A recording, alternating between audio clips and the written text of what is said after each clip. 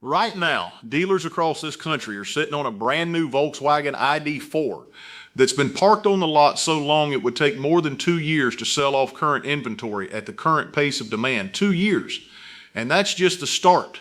There are at least 7 more brand new 2026 vehicles rotting on American dealer lots right now. Some with active fire recalls, some with documented depreciation problems already baked in before the first owner even gets the title in the mail. I'm counting down 8 of them, worst to absolute worst, and the one at number 1 comes with a federal park outside warning that most owners haven't even heard about yet. Coming in at number 8, the Mazda MX-5 Miata. Now, before the Miata faithful come for me in the comments, hear me out, because this isn't about the car being bad. It's about what's actually happening on the lot.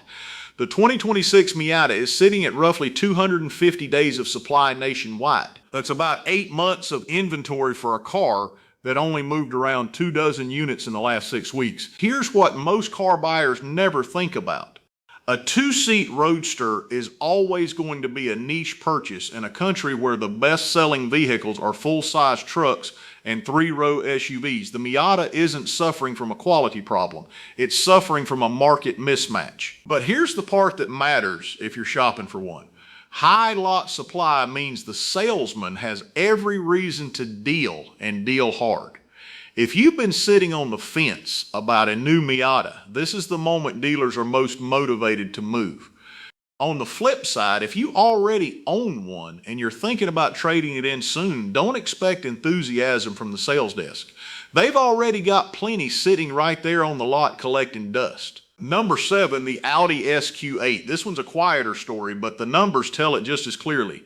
The SQ8 is sitting at roughly 250 days of supply, with barely more than 100 units sold nationwide in the last 45 days. Most owners never find out about this until trade-in day. A performance SUV priced north of $90,000 that's piling up on lots isn't just a slow seller, it's a depreciation problem waiting to happen. Here's the mechanism in plain English. When a car this expensive sits this long, the manufacturer eventually has to lean on dealers to discount it just to clear space for the next model year. Every one of those discounts on a brand new SQ8 becomes the new comparison point for used SQ8 values. So if you bought one early in the model year near sticker price, you're not just competing against other used SQ8s when you go to sell. You're competing against discounted brand new ones sitting right next to yours on the lot. Stay with me, because what's coming at number 4 is the one that's cost American families the most money in the last year, and we haven't even gotten to the recall story yet. That's still a few spots away. Number 6, the Buick Envision. Here's one that genuinely surprises people, because Buick has actually built some real momentum with American buyers over the last couple of years. The Envision isn't struggling for lack of interest. It's sitting at close to 300 days of supply while still moving well over 2,000 units in the last 45 days. That combination, decent sales but enormous standing inventory, tells you exactly what happened. The manufacturer built far more Envisions than even healthy demand can absorb. Most people assume a car piling up on lots must be a bad car. It usually isn't. What it usually means is the build plan got ahead of the market. For buyers, that's leverage you can use right now today, walking onto a lot. But for anyone who bought an Envision new in the last year, it means the used market is about to get flooded with steeply discounted brand new units, and that flood is exactly what drags resale values down on a vehicle that was otherwise doing just fine. Number 5, the Jeep Wrangler 2-door.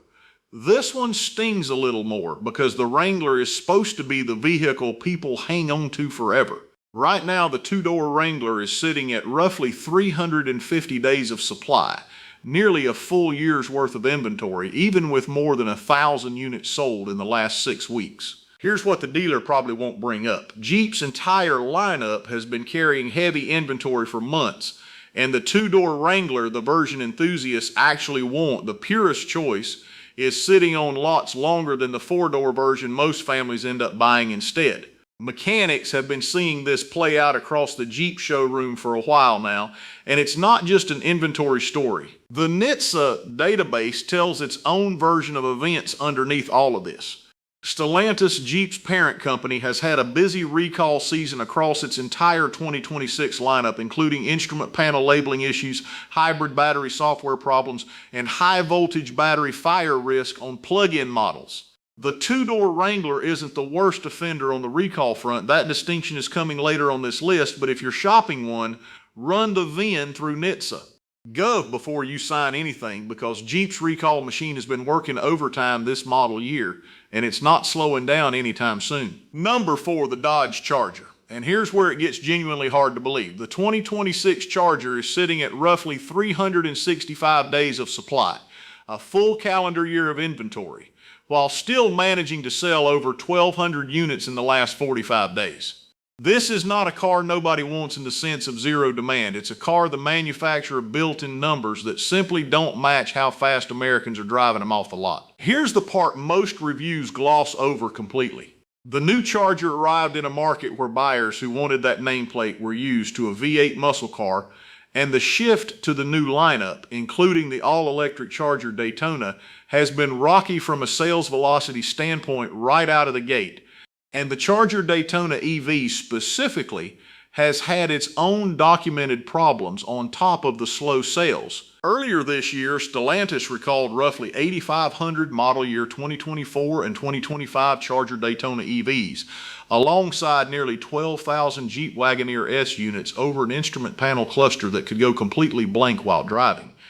The recall documentation submitted to NHTSA states that without a functioning instrument panel, drivers may not see brake warnings, electronic stability control alerts, or tire pressure monitoring warnings, which puts the vehicle out of compliance with multiple federal motor vehicle safety standards. On top of that, a separate, smaller recall affected about 75 units of the Charger Daytona and Wagoneer S over an incorrectly installed spring that could let the vehicle roll away even when the gear selector is placed in park. A year of standing inventory on top of 2 separate documented defects on the electric variant means heavy incentives are coming on these, and heavy incentives on new units are exactly what crushes resale value for anyone who bought one near launch pricing. We haven't even gotten to the one with the active fire risk warning yet. That's coming, and it's the one most American families should actually be paying attention to. Number 3, the Aston Martin DBX. I know this isn't exactly an F-150 or a Tahoe, and most of you watching this will never set foot in one. But stay with me, because the story here is almost unbelievable, and it illustrates something that applies to every single car on this list. The DBX is sitting at roughly 486 days of supply. That's a year and a half of standing inventory, with only about 25 units sold nationwide in the last 45 days. Across the entire country, in 6 weeks, roughly 24 people bought one. Here's the repair bill reality that gets you on a car like this, even before you start talking about depreciation.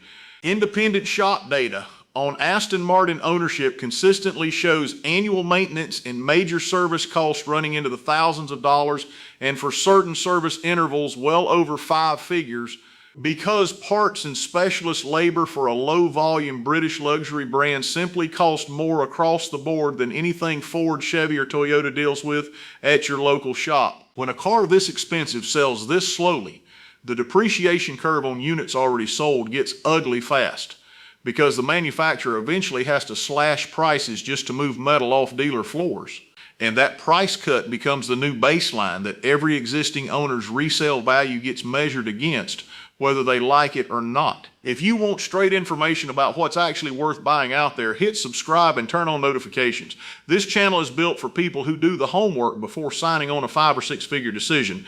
Number 2, the Mercedes-Benz electric lineup, led by the Sprinter Crew van and the EQS sedan and SUV. Here's one most people never think about, because part of it is technically a commercial vehicle, but the pattern across Mercedes' electric offerings right now is remarkable once you actually look at it. The Sprinter Crew van is sitting at roughly 200 days of supply, with only about 55 units sold in 45 days, while the EQS sedan and the EQS SUV are both sitting on inventory measured in multiple months, not weeks. Here's what's actually happening underneath all of it. Mercedes pushed hard into electric models over the last few years, and American buyers simply haven't shown up at the rate the brand expected when they planned production. The EQS SUV in particular started at well over $100,000. And it's sitting on dealer lots in numbers that should make anyone who bought one early genuinely nervous about resale. The legal and settlement picture on some of these newer electric platforms hasn't fully played out yet, since they're still relatively new to the market and the data takes time to accumulate. But the pattern from earlier EV launches at other luxury brands has been remarkably consistent. High lot supply on a six-figure electric vehicle almost always leads to steep manufacturer to dealer discounting within 12 to 18 months, and that discounted price becomes the new market reality whether the original buyer likes it or not. Nobody at the lot is going to mention that part to you when you're signing the paperwork on a launch year model. And now, number one, the Jeep Grand Cherokee, specifically the plug-in hybrid 4XA versions, and this is the one that's been quietly building towards something serious for a while now. Here's what the dealer is not going to tell you, and this one is genuinely serious. As of late 2025, Chrysler issued a recall, NHTSA campaign number 25V-741, covering roughly 320,000 model year 2020 through 2025 Jeep Wrangler and model year 2022 through 2026 Jeep Grand Cherokee plug-in hybrid vehicles. Of those, over 91,000 are Grand Cherokee 4XE models specifically. The defect involves battery pack cells with separator damage that can lead to a vehicle fire, either while the vehicle is parked or while it's being driven. And here's the part that should stop you cold. The remedy wasn't even available yet when the recall was issued.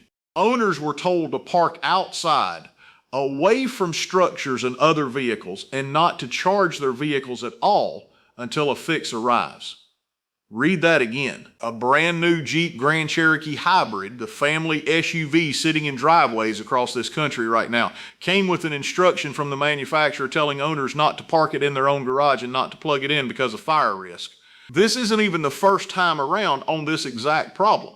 This recall, 25V741, formally replaces an earlier recall, NHTSA number 24V720, which means some of these vehicles were already supposedly fixed once under the prior campaign, and the problem came back severe enough to trigger a second nationwide recall covering even more vehicles. That's not a normal pattern. That's a documented repeat failure on file with federal regulators, not a one-off hiccup that got cleaned up and forgotten. And it doesn't stop there. In February 2026, Chrysler issued a separate recall, campaign number 26V-E51, internal company number 20D for certain 2021 through 2023 Jeep Grand Cherokee L and 2022 through 2023 Grand Cherokee models over rear coil springs that may be incorrectly installed and can detach from the vehicle while it's being driven. That recall itself replaces an even earlier recall, NHTSA number 23V413, because the original fix did not fully solve the problem. NHTSA actually reopened its investigation into that exact defect in December 2025 after receiving roughly 20 new owner complaints on vehicles that had already supposedly been repaired under the original campaign, which covered more than 330,000 Grand Cherokee and Grand Cherokee L vehicles total. The fix was issued, the repair was performed at dealerships across the country, and the same fault started showing up again on cars that were supposedly already done. So here's where the Grand Cherokee actually lands on the lot data right now today. It's sitting at roughly 257 days of supply, even with over 4,300 units sold in the last 45 days, which tells you Jeep built an enormous number of these and dealers are still working through a substantial backlog. Now stack that inventory glut on top of two separate active recall situations, one involving fire risk severe enough that owners are told not to park in their own garage, and the other involving a suspension part that can physically detach from the vehicle while you're driving down the highway at speed, and you've got the single worst combination on this entire list. High standing inventory, 2 documented safety recalls with a history of repeat failures even after a supposed fix was completed, and a price tag that puts real money on the line at trade-in time regardless of how the safety issues eventually resolve. The legal picture hasn't fully caught up to these specific 2025 and 2026 recalls yet, since they're still working through the regulatory system and these things take time. But the pattern with prior Jeep and Chrysler recalls has consistently included warranty extensions, direct owner notification letters, and in some cases, lemon law eligibility for owners whose vehicles can't be properly repaired after multiple attempts at the same fix.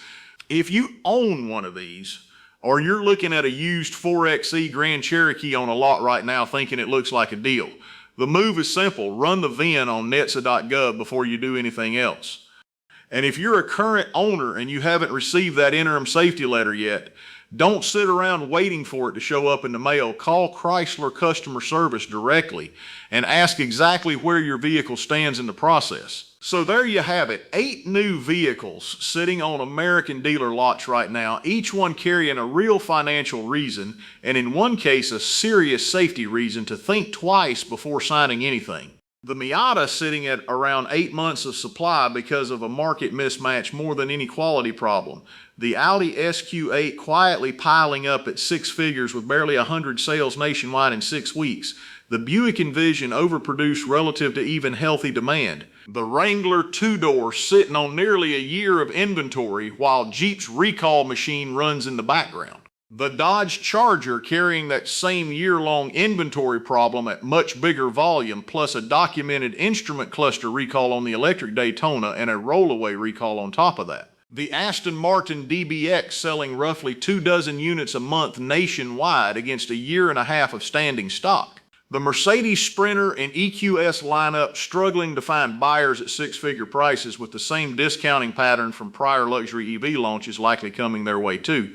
And at number 1, the Jeep Grand Cherokee 4XA, sitting on a quarter year of standing inventory with an active fire recall telling owners not to park their own vehicle in their own garage, and a second active recall on a suspension part that's already failed once before under a previous fix that didn't hold. Here's my honest takeaway, and it's the one I give every time. None of these are necessarily bad vehicles to drive day to day. Most of them are perfectly fine once you're behind the wheel. But buying new, especially right now in this market, is just as much a financial decision as it is a transportation decision. And every car on this list represents a decision that's already started aging badly within months of leaving the lot, sometimes weeks. The depreciation hit, the recall paperwork, the dealer incentives that are coming, whether the manufacturer wants to admit it or not, all of that lands on the buyer, not the showroom. Which one surprised you the most? Have you owned one of these, or are you sitting on a lot right now looking at one and wondering if you should walk away? Tell me what happened in the comments, the good, the bad, and the recall notices nobody warned you about until the letter finally showed up in your mailbox. Check this one out next. It picks up right where this